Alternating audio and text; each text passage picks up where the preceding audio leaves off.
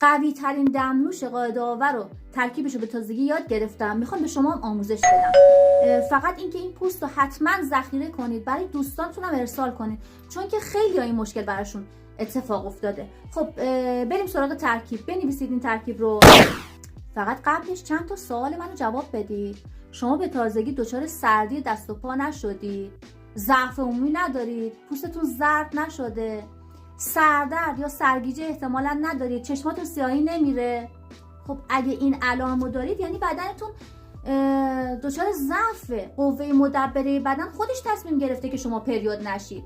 اول از همه این ضعف رو باید برطرف کنید. چرا میخواید با مدرات حیض قوی پریود بشید و بدنتون رو ضعیفتر کنید؟ این ضعف بیشتر میتونه باعث افتادگی پوست، افتادگی پلک، ضعف حافظه و حتی پوکی استخوان بشه برای شما. برای درمان بیماری هاتون دنبال نسخه های عمومی